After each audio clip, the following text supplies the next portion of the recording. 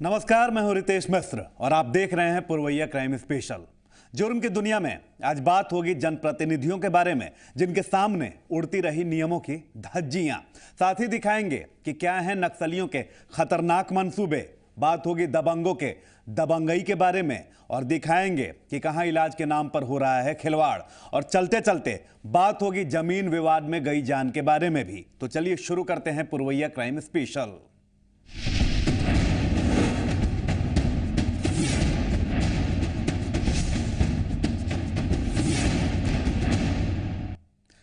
कहा तो ये जाता है कि नियम और कानून सभी के लिए बराबर होते हैं, लेकिन ऐसा कभी दिखता नहीं है। जी हां, बिल्कुल सही सुन रहे हैं आप। पटना नगर निगम मीटिंग में नियमों की धज्जियां उड़ते देखा गया। इस मीटिंग में एक तरफ हमारे जनप्रतिनिधि जमकर दावत उड़ाते दिखे, तो दूसरी तरफ नियमों का मजाक भी बनता रहा। पटना नगर निगम में उड़ रही नियमों की खिल्ली, जनप्रतिनिधियों के सामने ही हो रहा खिलवाड़।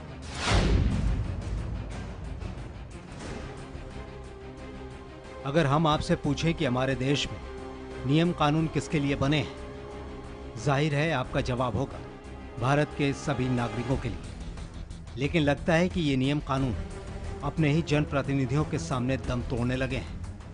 नियमों से बंधे और घिरे आम नागरिक होते हैं, लेकिन उसी नियम कानून की पटना नगर निगम में धज्जियां उड़ाई जा रही हैं। ये तस्वीरें हैं पटना नगर निगम की बजट मीटिंग की। इसमें लोगों को खाना परोसने के लिए बाल मजदूर भी मौजूद हैं। जी, हमारे जनप्रतिनिधियों को जो खाना परोसा जा रहा था, जो मटन और चिकन परोसा जा रहा था, उसे परोसने वाले हाथ अभी बालिग नहीं हुए थे। लेकिन ये जनप्रतिनिधि उन हाथों के परोसे भोजन को भी बड़े मजे से खा रहे थे। जब इस बारे में सवाल पूछा गया तो उनका जवाब आप खुद सुन लीजिए। अब ये तो महापौर और यहाँ के निगम के अधिकारियों को सोचना चाहिए कि हम बाल श्रम की बात करते हैं और बाल श्रमिकों को यहाँ खटवा रहे हैं। इससे ज़्यादा शर्मनाक और निंदनीय बात कुछ हो नहीं सकती। बजट मीटिंग के लिए निगम के पैसों से इंतजाम किए गए थे। सरकार ने जिस मिनरल वाटर बोतल को सरकारी कार्यक्रमों में प्रतिबंधित कर रखा है, उस मिनरल वाटर बोतल का भी जमकर इस्तेमाल किया गया। इस बारे में पूछे जाने पर मेयर गलती सुधारने का दावा करते नजर आए। देखिए, ये तो नगर निगम प्रशासन की ओर से जो कैटर होते हैं, जो कॉन्ट्रैक्ट लेते हैं, उनको कॉन्ट्रैक्ट दिया गया है। कौन कार्य कर रहे हैं ये तो हम लोगों ने नहीं देखा था या नगर निगम के अधिकारियों ने नहीं देखा था। निश्चित रूप से जो कैंटीन का मालिक है उसको मैं हिदायत करूंगा कि आइंदा से बाल मजदूरों को आप अपने काम से मुक्त कीजिए और नगर निगम में जब भी लाइए तो उसमें बाल मजदूर को मत लाइए। और मेरा उनसे आग्रह होगा कि वो बाल मजदूर को कानून के मुताबिक इन कार्यों से मुक्त। अब इस दावे में कितनी सच्चाई है या फिर ये दावे हकीकत में कब बदलेंगे, ये तो वक्त बताएगा। लेकिन इतना तो कहा ही जा सकता है कि नियमों के तय मानक सत्ता के गलियारे में दरकने नहीं चाहिए। ये मानक आम आदमी के घर आंगन में भी जाता है। संदेश सकारात्मक होना चाहिए। आशुतोष चंद्र, जी मीडिया, पटना।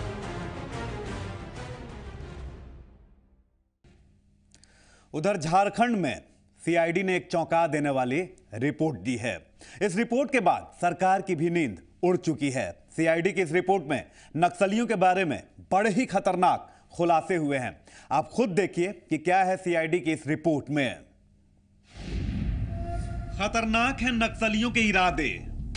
कौन है अब नक्सलियों के निशाने पर? क्या है नक्सलियों का नया प्लान? झारखंड में मानव तस्करी की बातें आम लगती हैं। हालात ऐसे हैं कि मानव तस्करी के मामले लगातार बढ़ते ही जा रहे हैं। मानव तस्करी में राज्य के बच्चों की तादाद भी काफी रहती है, लेकिन गायब हो रहे बच्चों के बारे में नए खुलासे ने सबकी नींद उड़ा दी है। ये नया खुलासा सीआईडी की रिपोर्ट में किया गया है, लेकिन रिपोर्ट में जो बातें सामने आई हैं वो काफी चौंकाने वाली हैं। इस खास खुलासे के पहले एक नजर डालते हैं आंकड़ों पर। देश भर में मानव तस्करी के मामले में झारखंड का तीसरा स्थान। राज्य की बेटियों और बच्चों को बनाया जाता है तस्करी का शिकार। ये आंकड़े तो एक वानगी भर हैं। इन आंकड़ों के पीछे एक खतरनाक राज भी छिपा है। झारखंड के 24 में से 22 जिले घोर नक्सल प्रभावित जिलों में से आते हैं। इन जिलों में नक्सली वारदात के मामले सुने और देखे जाते हैं, लेकिन नक्सलियों ने एक खतरनाक प्लान बनाया है। नक्सलियों के इस खतरनाक प्लान का खुलासा राज्य की सीआईडी की रिपोर्ट में हुआ है। सीआईडी की रिपोर्ट की माने तो बच्चों की ट्रैफिकिंग में नक्सलियों के हाथ होने की बात सामने आई है। झारखंड के बच्चों को छत्तीसगढ़, बिहार और बंगाल भेजा जाता है। इन बच्चों को हथियारों का प्रशिक्षण भी दिया जाता है। इंसर्जेंसी एवं मिलिटेंसी, नक्सल और टेररिज्म, इन दोनों कारणों से भी बच्चों की ट्रैफिकिंग हो रही है। तो झारखंड में निश्चित रूप से इंसर्जेंसी का रेलेवेंस है, नक्सलिज्म का रेलेवेंस है, क्योंकि आपने देखा कि लातेहार के जंगलों में 1 साल पहले 10 बच्चों को ले लिया गया था और बाद में एक बच्चा बम से घायल होकर मर भी गया। तो ये जो है ये भी ट्रैफिकिंग का ही एक हिस्सा है और इसको हम लोग हाईलाइट करना चाहते हैं कि नक्सली भी ट्रैफिकिंग में इन्वॉल्व है और इस बात को हम लोग सामने रखेंगे कि ये भी एक ट्रैफिकिंग है जिसमें जबरदस्ती बच्चे को लेकर किसी काम में लगाया जाता है। राज्य के सीआईडी विभाग की आंकड़ों की माने तो साल 2011 से 2014 तक झारखंड से 3800 बच्चे गायब हो गए। बच्चों की तस्करी रोकने के लिए झारखंड पुलिस ऑपरेशन मुस्कान चला रही है। इस ऑपरेशन के तहत सीआईडी विभाग हर एक जिले में एनजीओ की मदद के साथ अभियान चला रही है। सोशल अवेकनिंग करना पड़ेगा, अवेयरनेस करना पड़ेगा और इसके लिए हम लोगों ने ये तय किया है कि हर जिले में एक इंपॉर्टेंट एनजीओ के साथ पार्टनरशिप करना पड़ेगा। हम लोगों को हर जिले में अलग अलग एनजीओ अलग अलग जिलों में काम कर रहे हैं और चाइल्ड ट्रैफिकिंग पर बहुत काम हो रहा है। हाल में आपने देखा है 2 दिवसीय सेमिनार भी संपन्न हुआ। इसलिए हम लोगों ने ये तय किया है कि इस साल हर जिले में जो लीड एनजीओ के साथ हम लोग पार्टनरशिप करेंगे और उसी के माध्यम से और अन्य जो सोशल वेलफेयर ऑर्गेनाइजेशन है, डिपार्टमेंट है, एजुकेशन डिपार्टमेंट है, सबसे मिलकर हम लोग इसके बारे में अवेयरनेस फैलाएंगे हर जिला में। सीआईडी विभाग की इस रिपोर्ट ने सरकार की नींद उड़ा दी है। कलम ढोने वाले हाथों में नक्सली अब बंदूकें थमा रहे हैं। जिन कंधों पर भविष्य टिका है उन कंधों पर बंदूक का भार लादने की कोशिश की जा रही है। सन्नी शारद, जी मीडिया, रांची। औरंगाबाद के एक परिवार पर दबंगों का कहर टूट पड़ा। आरोपी दबंगों ने पीड़ित परिवार को जमकर पीटा और इतना ही नहीं, दबंगों की दबंगई तो देखिए, पीड़ितों को रात भर उनके ही घर में कैद भी कर डाला।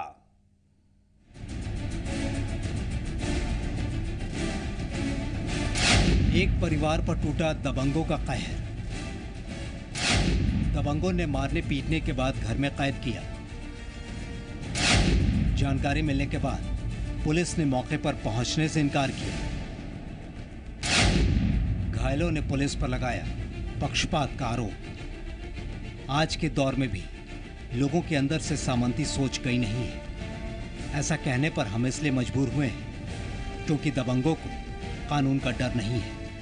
वो जब चाहते हैं, जिसे चाहते हैं, निशाना बना लेते हैं। ताज़ा मामला औरंगाबाद जिले के टंडवा थाने से सामने आया है। सिकरिया गांव के एक घर में घुसकर गांव के ही दबंगों ने जमकर पीटा। इतना ही नहीं, पीड़ितों का आरोप इससे भी आगे है। पीड़ितों के मुताबिक दबंगों ने मारने पीटने के बाद उन्हें घर में भी कैद कर दिया। घायल लोगों को इलाज के लिए घर से बाहर तक जाने नहीं दिया। मामला यहीं तक नहीं है। जब इस बारे में थाने को खबर दी गई तो शाम होने का हवाला देकर घटना स्थल पर पहुंचने से इनकार कर दिया गया। घायल सुबह होने तक इंतजार करते रहे। सुबह होने पर गांव में पुलिस आई, तब कहीं जाकर पीड़ित घर से बाहर निकल सके। दरअसल इस मामले के आरोपियों के घर में चोरी हुई थी। घर में हुई इस चोरी के शक में ही आरोपियों ने गांव के इस परिवार को अपना निशाना बनाया। सुबह लोग अपनी फरियाद लेकर जिले के एसपी के पास पहुंचे। बस वो भाला गणासा सब ले लेते हैं। हमारे घर के 2 परिवार, इनके पति थे, मेरे पति थे, आंगन में चाना उसा रहे थे। जाके मार दिए उन लोग के। और चढ़ी गंजी पे उन लोग थे, कुछ नहीं लिए थे, और एक छड़ी भी नहीं उठाए मारने के लिए। और शाम को हम लोग जब पुलिस भी फोन किए ना, तो पुलिस बोल रहा है ना कि नहीं, हम लोग 5 बजे के बाद हम लोग नहीं जाते हैं।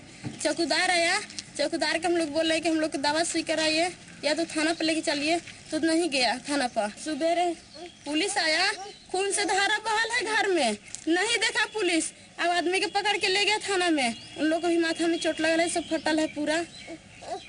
तब जाके फिर हम लोग बुलाए, हम लोग यहाँ आए हैं। पीड़ित परिवार ने आरोप लगाया है कि पुलिस ने घायलों का इलाज करवाने के बजाय उनके परिवार के लोगों को ही आरोपी बना दिया।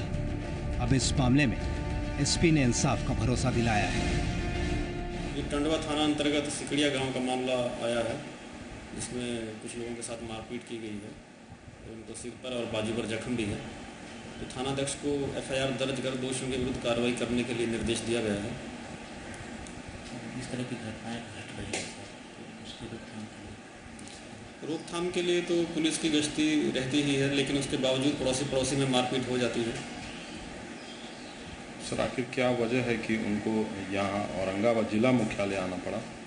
यहाँ सदर हॉस्पिटल में इलाज के लिए भेजा गया है। देखना है कि इस मामले में पीड़ित परिवार को इंसाफ कब मिलता है, लेकिन इस घटना को देखने के बाद ऐसा लगता है कि दबंगई का मामला लाख कोशिशों के बावजूद थम नहीं रहा। मनीष कुमार, जी मीडिया, औरंगाबाद। और यहां वक्त हो चला है एक छोटे से ब्रेक का।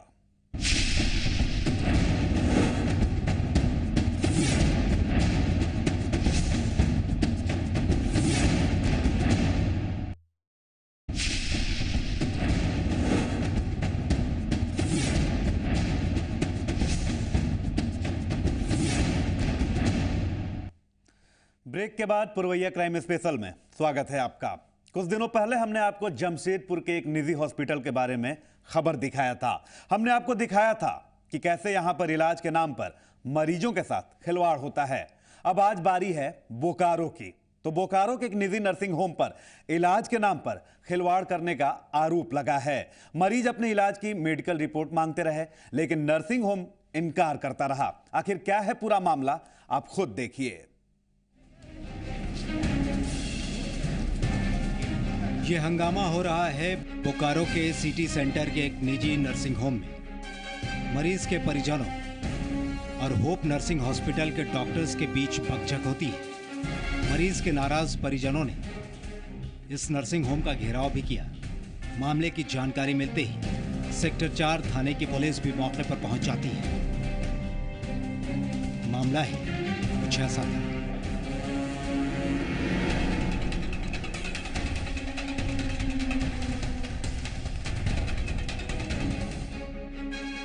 ये है कुसुम देवी। कुसुम देवी का कहना है कि कुछ दिनों पहले होप नर्सिंग होम में उन्होंने इलाज करवाया था। पेट में दर्द की शिकायत थी। नर्सिंग होम में मौजूद डॉक्टर ने कुसुम देवी को बताया कि उन्हें अपेंडिक्स की समस्या है। इसके बाद कुसुम देवी ने डॉक्टर को बताया कि अपेंडिक्स का ऑपरेशन करीब 12 साल पहले ही हो चुका है, लेकिन बावजूद इसके डॉक्टर ने कुसुम देवी के अपेंडिक्स का ऑपरेशन कर दिया। ऑपरेशन के बाद डॉक्टर ने कहा कि पेट में जाली थी। हंगामा यहीं से शुरू होता है। कुसुम देवी के परिजनों ने डॉक्टर से जाली दिखाने की मांग की, लेकिन परिजनों की इस मांग को होप नर्सिंग होम के डॉक्टर टालते रहे। मेरे पेट में दर्द उठा, हम वहाँ गायत्री मंदिर में बैठती हैं मैडम, वहाँ की दिखलाने के लिए। तो हमको बोली कि कहाँ दर्द है, तो हम बोले इस साइड दर्द है। तो चेक की, उसके बाद बोलती है अपेंडिक्स का ऑपरेशन हुआ है। हम बोले हाँ मैडम, 12 साल पहले मेरा अपेंडिक्स का ऑपरेशन हो चुका है। उसके बाद फिर बोली अल्ट्रासाउंड करवाना पड़ेगा। दवा दी, 15 का दवा दी, हम दवा खाएं। अचानक मेरे दर्द में पूरा पेट में दर्द उठा। हम यहाँ आए तो फिर हमको अल्ट्रासाउंड किए ना, तो कुछ नहीं निकला। हमको ला करके उस हॉस्पिटल में एडमिट किए। तो जब ऑपरेशन थिएटर में घुसाया जाता है ना, इसी में ऑफ हॉस्पिटल में यहाँ पे। फिर जब भर्ती हो गया तो वहाँ हमको ले गए, ऑपरेशन थिएटर में घुसाए। हमसे भी जो सर्जन आए थे ऑपरेशन करने के लिए, वो पूछा ऑपरेशन हो चुका है? हम बोले हाँ, 12 साल पहले मेरा अपेंडिक्स का ऑपरेशन हो चुका है। तो बोले ऑपरेशन होने का तो सवाल ही नहीं उठता अपेंडिक्स होने का। तो हम फिर बोले कि नहीं, तो फिर भी हम बोले कि अपेंडिक्स का ऑपरेशन नहीं हो सकता है तो ठीक है मत कीजिए सर। बोलते बोलते में पता नहीं कौन डॉक्टर एक और थे, वो हमको 2 सुई दिए बेहोशी का, बेहोश कर दिए। कुसुम देवी का आरोप है कि नर्सिंग होम का सारा बिल जमा कर दिया गया है, लेकिन मेडिकल रिपोर्ट देने पर डॉक्टर आज भी टालमटोल कर रहे हैं। कुसुम देवी का कहना है कि उनके पेट में दर्द और बढ़ गया है। जब आरोपी डॉक्टर और उनके सहयोगी से राय लेनी चाहिए तो वो लोग भी कुछ भी बोलने से साफ बचते थे। जब मेरा पेट चीर दिए उसके बाद मेरे हस्बैंड को बुला के बोल रहे हैं इनका अपेंडिक्स नहीं था, जाली था। मेरा हस्बैंड बोले जाली था तो जाली दिखाइए, कुछ भी नहीं दिखाइए भैया, कुछ भी नहीं। इस मामले में जी मीडिया संवाददाता ने नर्सिंग होम के डॉक्टर से बात करने की कोशिश की, लेकिन कोई भी कुछ भी बोलने से बचता रहा। अब ऐसे में सवाल ये उठता है कि आखिर आम आदमी किस पर भरोसा करे। मृत्युंजय मिश्र, जी मीडिया, बोकारो। अब आपको एक ताजा तस्वीर दिखाते हैं जमशेदपुर की। यहां फिर एक अस्पताल में मरीज के परिजनों ने तोड़फोड़ की है। परिजनों का आरोप है कि इलाज में डॉक्टर की बढ़ती लापरवाही से बच्चे की मौत हो गई है। 3.5 साल के बच्चे हरि सिंह का संजीवनी फिजियोथेरेपी सेंटर में इलाज चल रहा था। परिजनों का आरोप है कि बच्चे की मौत ज्यादा एक्सरसाइज करवा देने के चलते हो गई है और इसी वजह से लोग हंगामा कर रहे हैं। आपको बता दें कि बच्चे को टीएमएच में भर्ती भी कराया गया, लेकिन उसकी जान नहीं बचाई जा सकी और इसी के बाद नाराज परिजनों ने फिजियोथेरेपी सेंटर में जमकर तोड़फोड़ किया है। तो आपको बता दें कि एक बार फिर से अस्पताल की लापरवाही सामने आई है। जमशेदपुर का ये मामला है जहां पर फिजियोथेरेपी सेंटर में तोड़फोड़ इस वक्त हो रही है। मामला है इलाज में लापरवाही का। बच्चे को वहां पे भर्ती कराया गया था फिजियोथेरेपी के लिए, लेकिन परिजनों का आरोप यह है कि जरूरत से ज्यादा एक्सरसाइज करा दिया गया और उसके बाद इस बच्चे की मौत हो गई। के दौरान हमको मालूम पड़ा कि करके वहाँ संजीवनी जाइए मारपीट हो रहा है, तब आए यहाँ पर तोड़ फोड़ के क्या अब कौन था यहाँ डिप्टी में, उसको बुला हो रहा है करके वो नहीं बता रहे हैं। अच्छा, कोई सुन रहे कि कोई बच्चा मर गया है, इसके लेकर आया था लोग? ना, इसको हमको मालूम नहीं थी बात। हम तो कैटरिंग तक गस्ती में, तो हमको मिला संजीवनी जाइए मारपीट हो रहा है करके, तो वहाँ पर आए। तो आपने देखा अस्पतालों की लापरवाही। फिलहाल वक्त है एक और छोटे से ब्रेक का।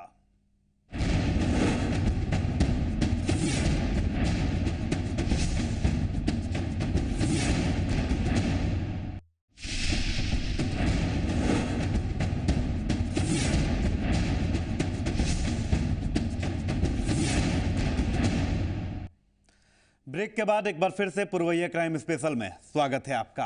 और अब बात करते हैं बिहार के आरा की। तो लगता है कि यहां पर अपराधियों में डर नाम की चीज नहीं रह गई है, तभी तो जब चाहे वो आपराधिक वारदातों को अंजाम दे रहे हैं। जमीन के विवाद में अपने ही अपनों के खून के प्यासे हो जा रहे हैं। आप खुद देखिए कि कैसे हुआ रिश्तों का कत्ल।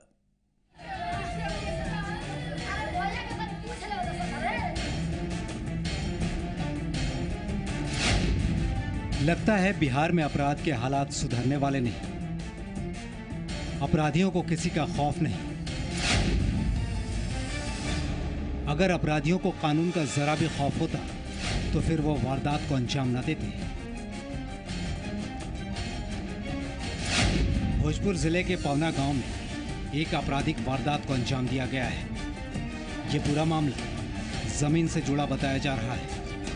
जमीन के विवाद में फुफेरे भाई ने अपने ही भाई की हत्या कर दी।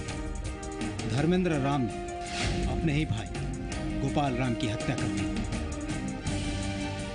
एक बार ये छुरा मारा था इनको, इसके बाद में इधर से केस कुछ भी नहीं हुआ। इसके बाद में वो उसके साथ माने सुलह हो गया और फिर वो अपना जो विचार रखा है मारने के लिए वही आज तक रखा है।